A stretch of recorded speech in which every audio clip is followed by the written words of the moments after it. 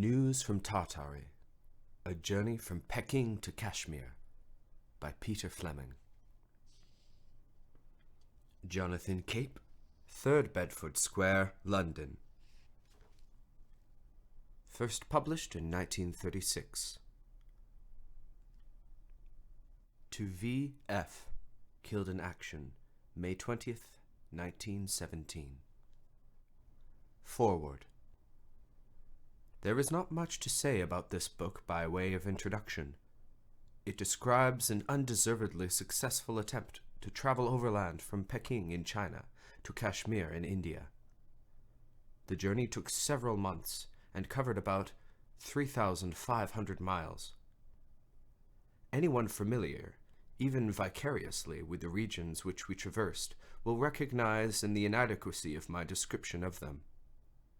For much of the time we were in country very little known, country where even the collated wisdom represented by our maps was sometimes at fault and seldom comprehensive, and although at almost no point on our route could we have regarded ourselves as pioneers, there was hardly a stretch of it which did not offer great opportunities to specialists, opportunities to amplify, confirm, or contradict the findings of their rare and distinguished predecessors. We did not avail ourselves of these opportunities. We were no specialists. The world's stock of knowledge, geographical, ethnological, meteorological, what you will, gained nothing from our journey, nor did we mean that it should. Much as we should have liked to justify our existence by bringing back material which would have set the hive of learned men buzzing with confusion or complacency, we were not qualified to do so. We measured no skulls, took no readings, we'd not have known how. We traveled for 2 reasons only. One is implicit in the title of this book. We wanted, it was part of our job, even if it had not been part of our natures, to find out what was happening in Xinjiang, or Chinese Turkestan. It was 8 years since a traveler had crossed this remote and turbulent province and reached India cross-country from Peking. In the interim, a civil war had flared up and had, at least we hoped it had, burnt itself out. There were dark rumors that a foreign power was making this area, the size of France, its own. Nobody could get in, nobody could get out. In 1935 Xinjiang, if you substitute political for physical difficulties, shared with the peak of Everest, the blue riband of inaccessibility. The trouble about journeys nowadays is that they are easy to make but difficult to justify.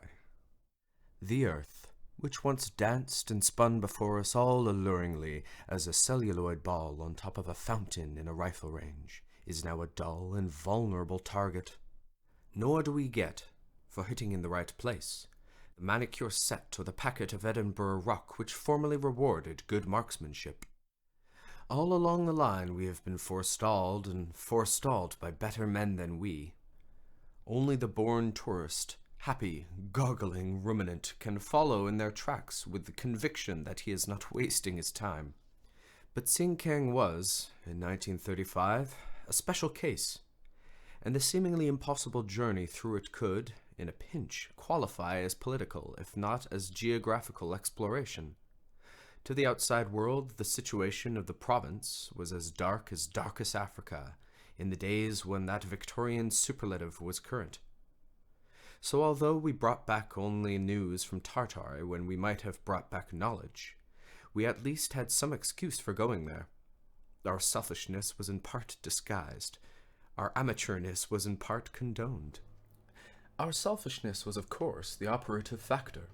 I have said that we had traveled for 2 reasons only, and I have tried to explain one of them. The second, which is far more cogent than the first, was because we wanted to travel. Because we believed, in the light of previous experience, that we should enjoy it. It turned out that we were right. We enjoyed it very much indeed. There was only one other thing.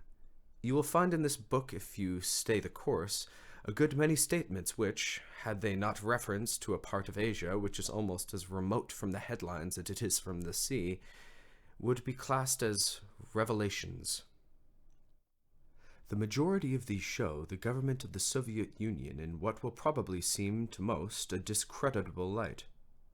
All these statements are based on what is, at its flimsiest, good second-hand evidence, i.e., the evidence of reliable people who have themselves witnessed the events or tendencies recorded. I should perhaps add that these statements are made objectively. I know nothing and care less about political theory. Knavery, oppression, and ineptitude as perpetrated by governments interest me only in their concrete manifestations, in their impact on mankind, not their nebulous doctrinal origins.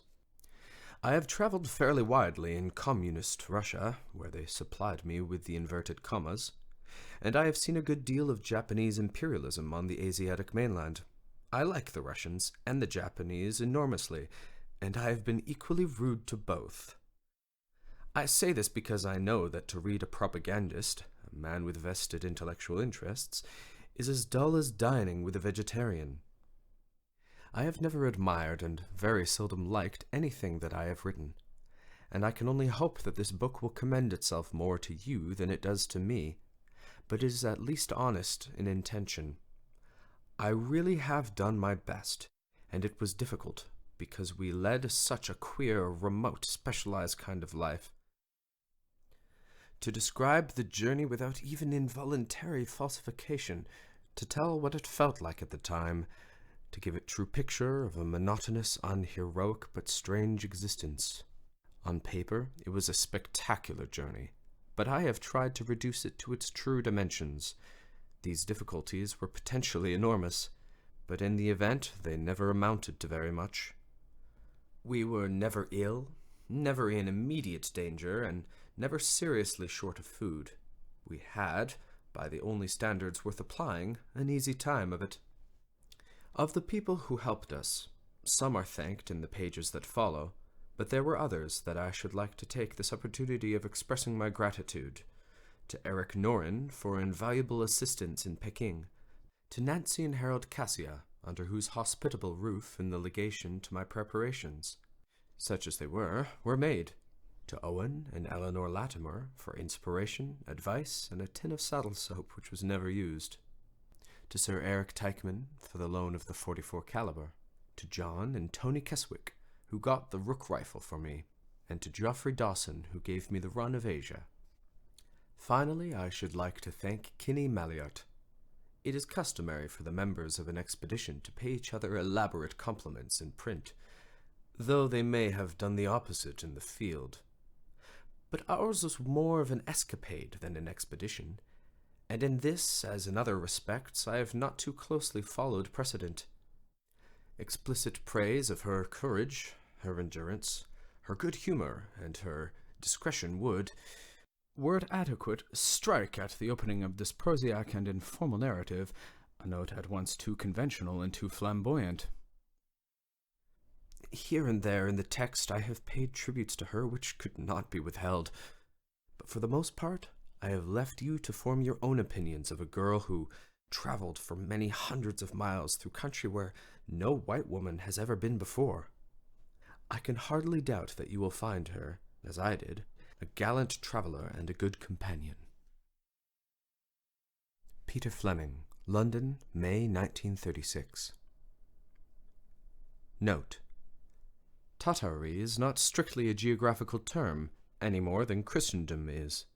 Tartar is where the Tatars came from, to harry Europe and Asia, and there were so many different kinds of Tatars that the name has, at one time or another, held good for almost all of the lands outside of the Great Wall, from the Caspian to Korea. But it has come nowadays to be applied, if it is applied at all, chiefly to Xinjiang or Chinese Turkestan, and the highlands bordering it. And that is where the journey took us.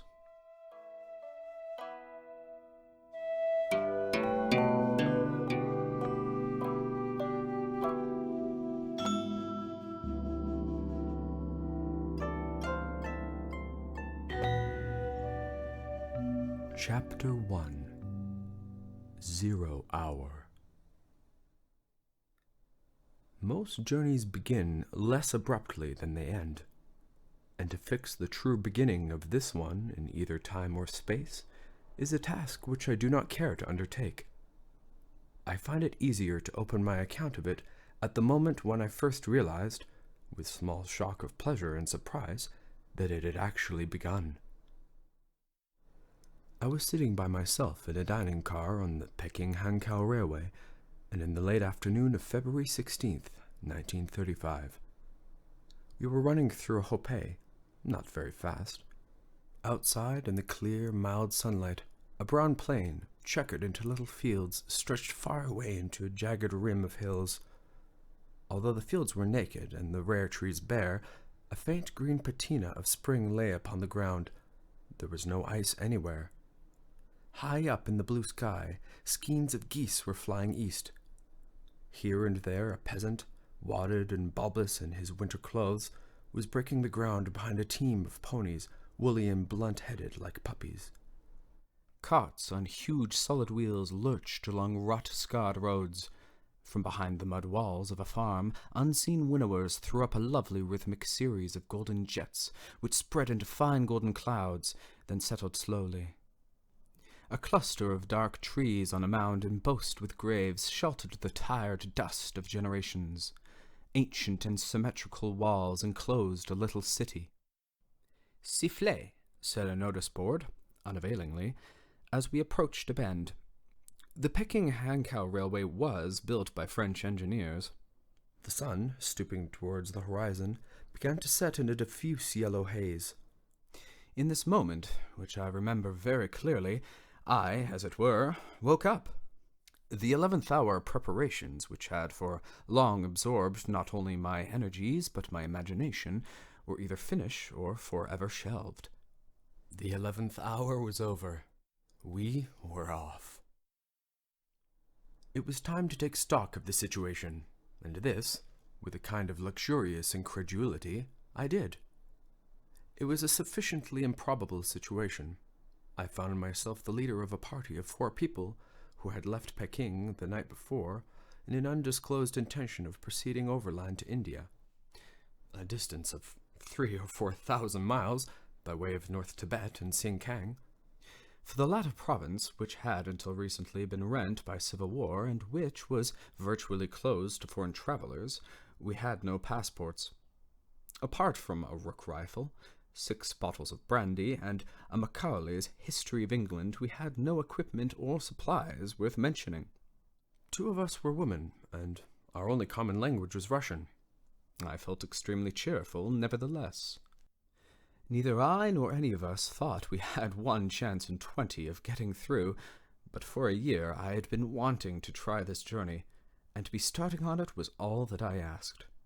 For the sake of starting on it, I had come out, for the 3rd time, from England to China, and for the sake of starting on it with a clear conscience, I had come out by a route sufficiently circuitous to enable me to disengage from my obligations to The Times, for whom I was acting as special correspondent, before embarking on a forlorn hope of which only success could justify from a journalistic point of view. I had been travelling for 6 months already. Khachets in Ukraine and wild boars in the Caucasus, the blue-tiled tomb of Tamerlane in Samarkand, and the legendary, dilatory Turksib Railway, forced labor gangs behind the Amur frontier gazing hungrily up at the train windows, and the garrison town squalor of Vladivostok, the smell of opium in Manchurian inns, Japanese soldiers firing at unseen bandits between the wheels of the train, little horses in great frosts in Mongolia, a Christmas shooting snip on the Yangtze, and squash in the embassy at Tokyo. There had been a long prelude to this comic expedition, but it had yielded a sufficiency of far-fetched generalizations couched in 3-pile, fireproof, printing-house square prose to satisfy the gaping maw of the Times middle page, and that I felt free to fail. Then there had been the brief, but much too brief, period of actual preparation, a confused period, seeing dentists, scrounging gun oil, sending, our 1 lapse into optimism, luggage home, parrying curiosity about our plans, buying films, buying medicines, buying maps. For me, the scrambled memory of those days, full of large decisions and small deeds, encounters and evasions, is dominated by the silent figures of 3 old men. They were thin, wrinkled, resigned old men, beggars by profession, They sat on 3 hard chairs in a small room opening off a laboratory and full of guinea pigs in cages. Their ragged trousers were rolled up above their knees, and to the dwindled calves of each were clamped a number of little shallow boxes. The sides of the boxes, which pressed against the flesh, were made of gauze, or something like it, and each box contained 500 lice. For 2 hours of a day, and for the wage of 12 Chinese dollars a month, the 3 old men pastured, between them, some 18,000 lice. Why? For our especial safety. The lice, thus nobly nourished, supplied an anti-typhus serum, and on each of the 3 occasions which we visited the old men, we came away injected with the essence of no less than 30 of the little creatures. Humble, impassive, not even perplexed, hired for petty martyrdom in a cause beyond their comprehension, the old men stood enigmatically at the gateway of our enterprise. Their lackluster and unregarding eyes reflected the indifference of a continent, the continent that we had now to cross. Pekin had seen us off in fancy dress. Pekin, in this, as in several other ways, curiously resembled Oxford, and can usually be relied upon to be characteristic. 6 paillettes and apaches and fur coats and burnt cork suitably fantasticated our unserious departure on the midnight train. A fellow journalist, renowned for his collection of portraits of missionaries in stations likely to be bandited, took our photographs in an unmistakably ghoulish manner, and against the heavy, writhing clouds of magnesium smoke on the not improbable captions seemed to dance, "The last photograph taken, this foolhardy enterprise. In the light of the provincial governor's report, hope must now be definitely abandoned. Further efforts towards recovery of the bodies." But the smoke dissolved quite quickly. "Good luck! We need it! Goodbye! Goodbye and good luck!" The train rumbled dubiously off into the night. The lit faces, the friendly known voices slid away and were lost. To at least one of us it occurred, as though for the first time, that it was really a very long way to India.